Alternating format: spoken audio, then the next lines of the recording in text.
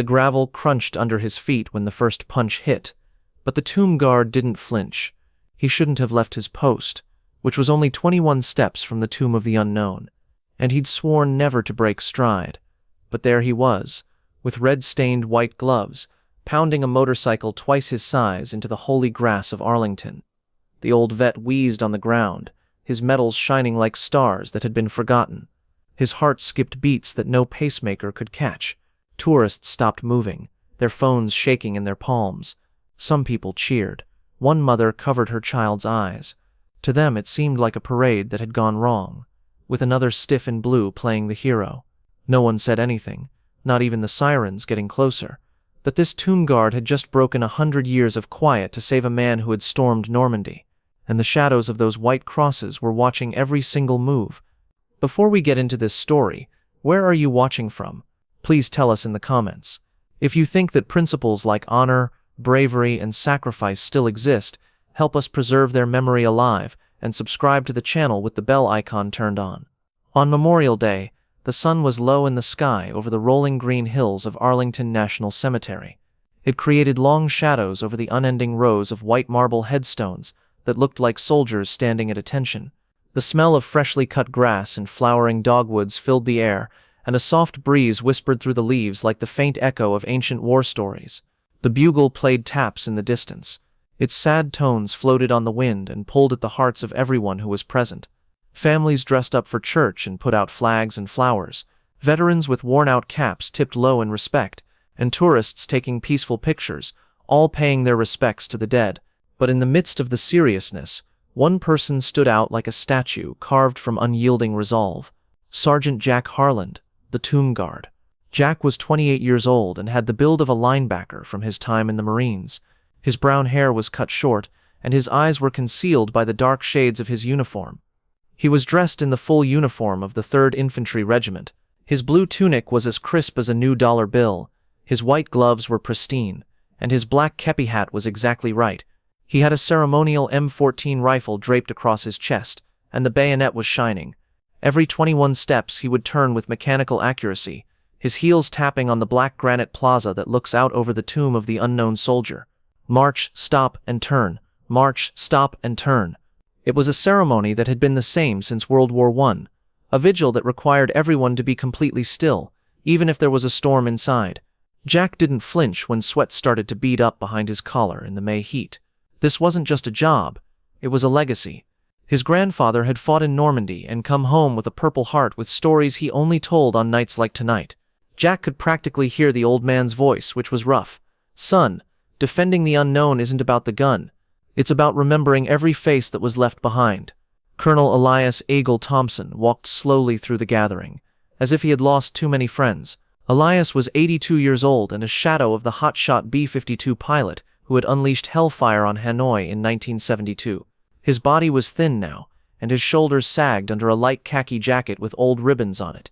The Silver Star from Normandy, the Distinguished Flying Cross from Vietnam, and a group of campaign decorations that told stories of beaches stained red and skies full of flak were on it.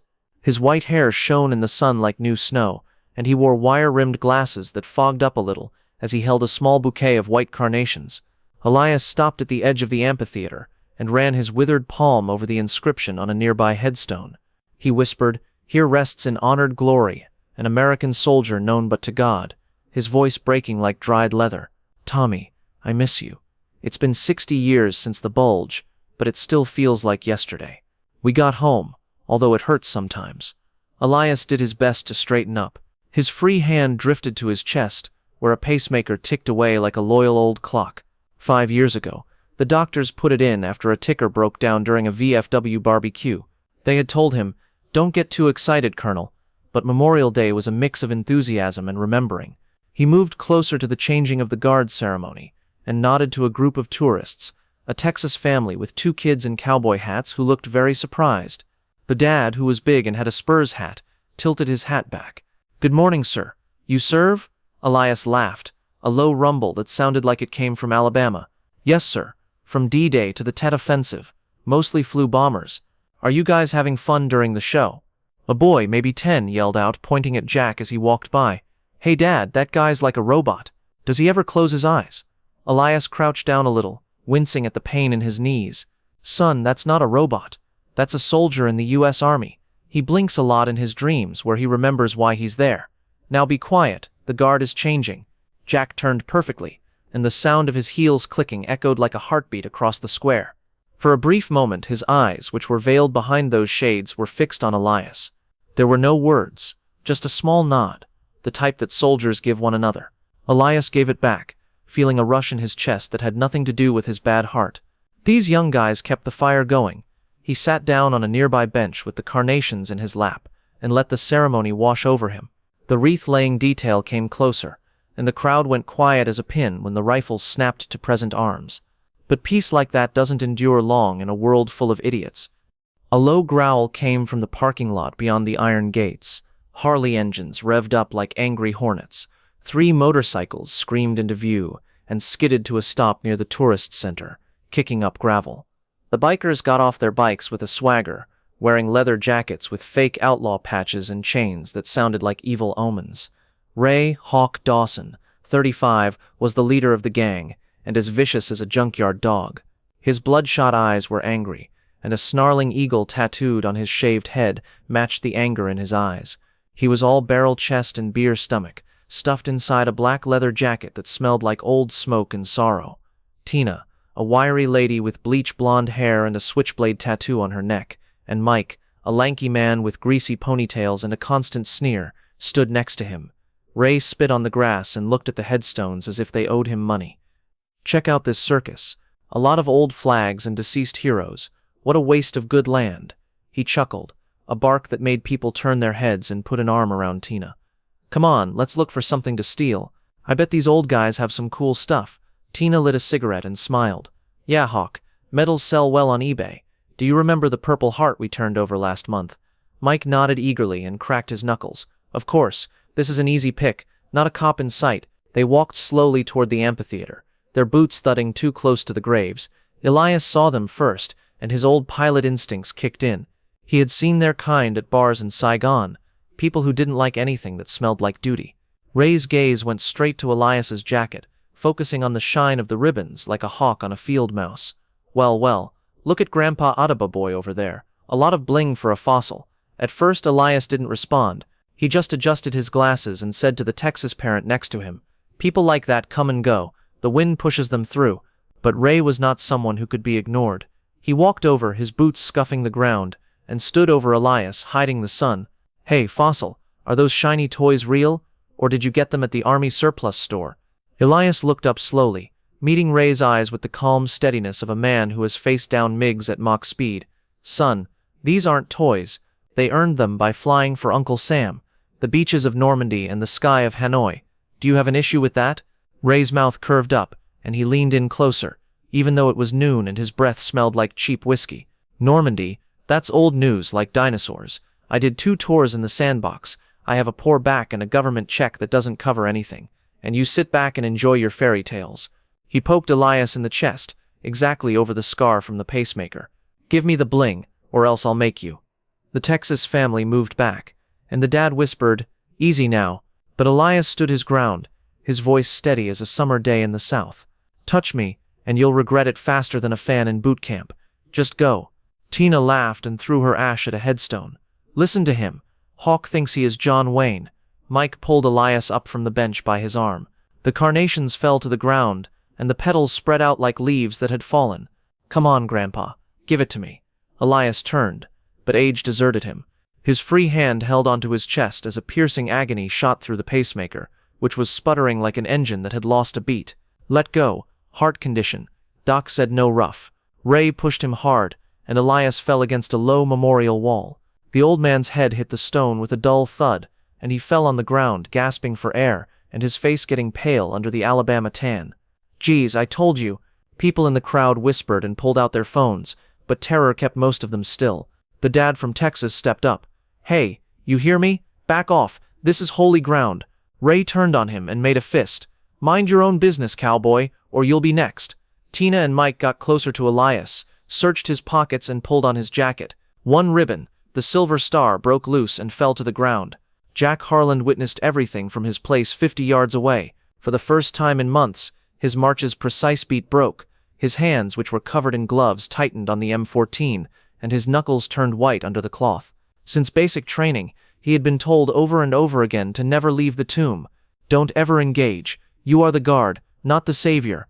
But Elias's gasp hit him like shrapnel, that nod before the stillness of duty that we all shared. Granddad's voice echoed. Duty isn't always pretty, Jack. Blood is sometimes what it is. Jack's jaw tightened. The plaza looked like it was getting smaller, like the world was closing in on that fallen person. A countdown started with 21 steps. He turned again, but this time he didn't stop. Boots pounded granite with a purpose, making a sound louder than the bugle. Stop. His voice was loud, and his trained commands sliced through the noise like a bayonet. Ray turned around and sneered at the person in blue who was coming up. What the— Oh look, the toy soldier is out to play. GI, stay in your lane. Joe, this isn't your fight. Jack walked closer in measured steps, rifle at port arms and sunglasses fixated on Ray like lasers. The guard towered over everyone, giving off the silent threat of a storm about to break. This is Arlington. You are breaking the law and attacking a veteran. Stand down now. Tina laughed, but it was forced. Her eyes kept going back to the M14. Big talk from a punk on the parade ground. Are you going to use that prop to shoot us? Mike let Elias go, and took a step back. But Ray pushed his chest out and stepped in front of Jack. Yeah? What are you going to do, pretty boy? Lead us to our deaths? He swung wildly, throwing a haymaker at Jack's jaw. Jack moved like water, thanks to years of M-Map training. He moved to the side, and the punch went past him. Then he smashed an elbow into Ray's gut with perfect accuracy. The thug's lungs let out a whoosh of air, and he bent down and threw up. Before Ray could get back on his feet, Mike pounced at him from the side and grabbed the gun. Jack turned and used the force to flip Mike over his hip. The tall man hit the ground hard, and his ponytail whipped about. He yelled when his elbow hit the marble. Tina screamed and pulled out her switchblade, a cheap flick knife that shone like evil in the sun. You asked for it, blue boy. She cut low, aiming for Jack's thigh. He blocked the blow with the rifle butt, which hit her wrist like a Louisville slugger. The blade fell to the ground, and Tina screamed and held her arm. Get him, Hawk. Ray sprang back up, his face purple with wrath, and charged like a bull. He grabbed Jack by the waist, and they both fell to the ground in a tangle of limbs and leather. Fists flew. Ray's wild hooks hit Jack's guard, while Jack's counterattack hit Ray's ribs and jaw cleanly. You think you're tough? Ray growled and hit Jack's cheek with a glancing punch that broke the flesh. There was warm blood running under the blinds, but Jack didn't blink. He put his arm over Ray's neck from behind and choked him, his muscles as hard as steel wires. He said through gritted teeth, strong enough to end this. Tina tried to grab the knife, but the Texas dad, who was done watching, ran in and tackled her to the ground. Stay down, lady. The kids screamed, but the mom yelled into her phone to protect them. Yes, Arlington emergency. 3 attackers going after a vet. Mike groaned and tried to crawl away, but Hank, the old black vet from the bench who was 70 and built like a retired boxer, put a boot on his back. His Vietnam beret was twisted, and his voice sounded like a rock. Not today, punk. You chose the wrong sacred place. Ray thrashed around in Jack's arms, his veins swelling and his face turning red. Let go. I can't breathe. But Jack hung on, figuring out how much pressure to use to subjugate, not kill. This wasn't revenge. It was justice, written in the same promise that kept him in the tomb. Elias was the core of it all. The old colonel lay quiet, his chest scarcely moving, and his lips turning blue as his pacemaker went haywire from the tension. Jack's eyes darted to him in the middle of the grapple, and a rush of something primal kinship filled his veins. He let Ray go just enough to knock him down, and then he knelt down next to Elias. Colonel, stay with me. White gloves on the neck, pulse thready and irregular, airway clear. But the heart— Jack leaned back and crossed his fingers over his sternum, being careful not to touch the scar from the implant. 1, 2, 3. The compressions started slowly, like his march, with each push a promise. Come on, Eagle. You flew through worse than this before. Take a breath for me.